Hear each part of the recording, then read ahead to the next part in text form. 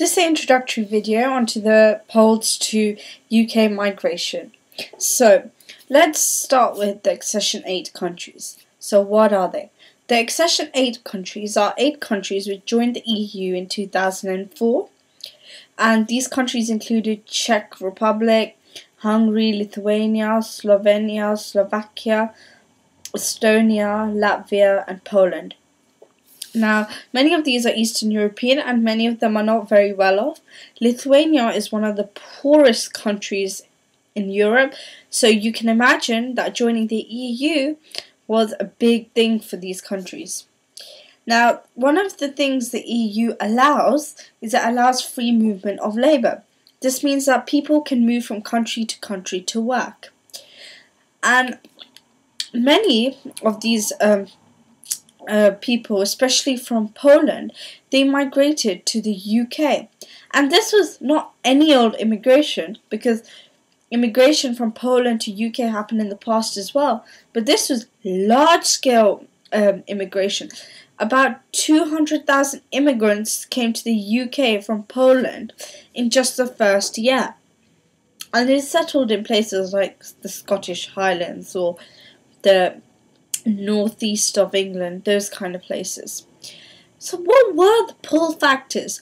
What pulled the Poles to the UK out of all the countries in Europe?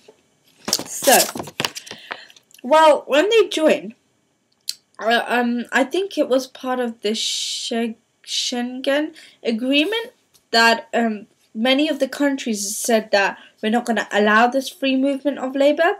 There were only 3 countries that didn't do that. That was Sweden, Ireland, and the UK.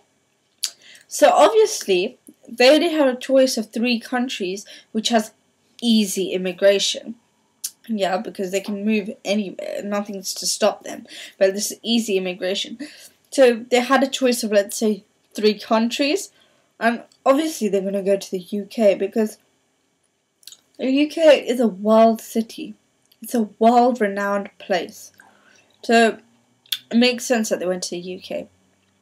The UK has also got a reputation of being tolerant, multicultural, diverse. If you just look on the street, you'll see a range of ethnic minorities whichever part of the country you're in. Obviously, in some concentrations, maybe like Blackpool, you'll see more white ethnic minority, and if you go to Southall, you'll see more Asian ethnic minorities. But there's such a mix, you know, and this is something that I love about London as well, is that I know people of range of cultures and backgrounds, and this is really excites me. And for the Poles, you know, migrating, moving to another country, you know, it's a big deal. The whole lifestyle, everything's about to change. So if they think that a country is going to be tolerant and loving towards them, and it's already quite multicultural, this is a real pull factor, because you might think of Ireland or Sweden and it doesn't come to mind multicultural, diverse range of people. It doesn't come to your mind like it does. So that was one of the pull factors. Another one is that this is a developed economy we're talking about. It's stable. You know, we have our recessions, we have our booms, but you know, that's all part of the trade cycle. But we are quite a stable and we're a strong economy.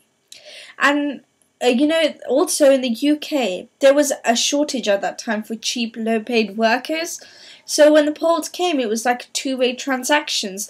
The UK got the cheap workers it required, and the Poles got the job and the life they wanted.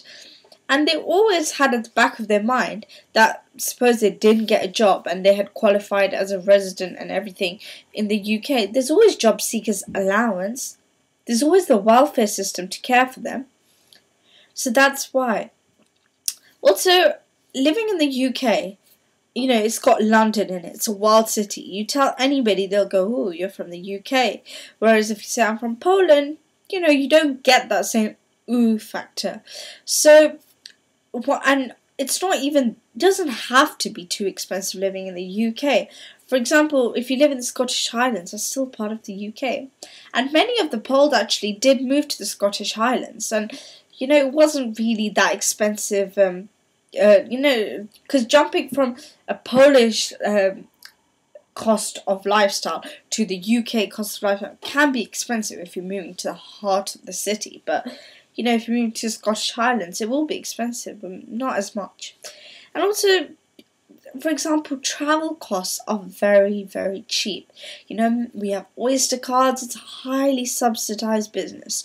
Okay, prices have gone up, tickets and stuff, but if you get an Oyster card, it's not really that expensive, and the whole of the UK is very well interconnected, entwined. There's very good links, roads, trains, everything.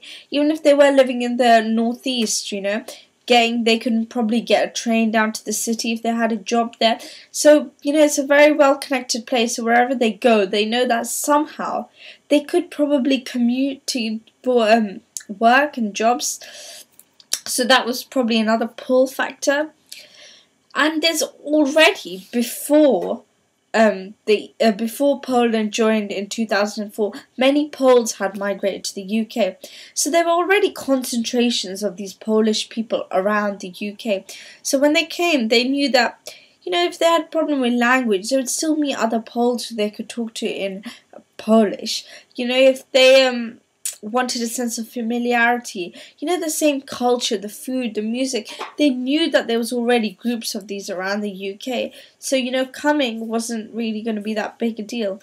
And we actually call this ethnic enclaves, where there are like tight groups of people. So I think like for example in LA, there's ethnic enclaves of Hispanic people, and over there it creates tensions, etc. But you know, London is, you know, despite, you know, there is racism, there is blah blah blah blah, you're never gonna have a perfect society, but it's a very nice place to live in that you just have so many different types of people.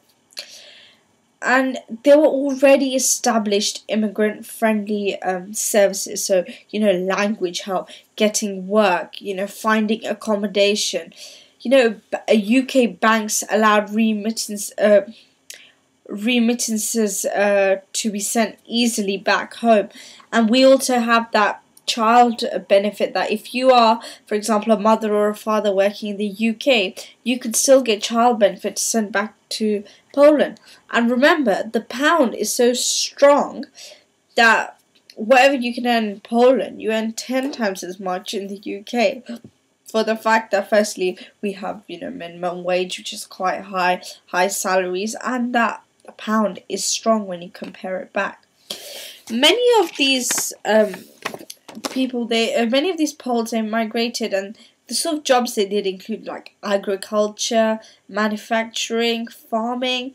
These jobs not really many people want to do in the UK anymore. So it was a good way of getting people to do some of these jobs because they are necessary. And, you know, many of them are low paid for the amount of labour they take, but the Poles didn't mind. And yeah, so this is my introductory video. Find my next video on the costs and benefits of this migration, and check my blog out, rate, support and subscribe to me. Thank you.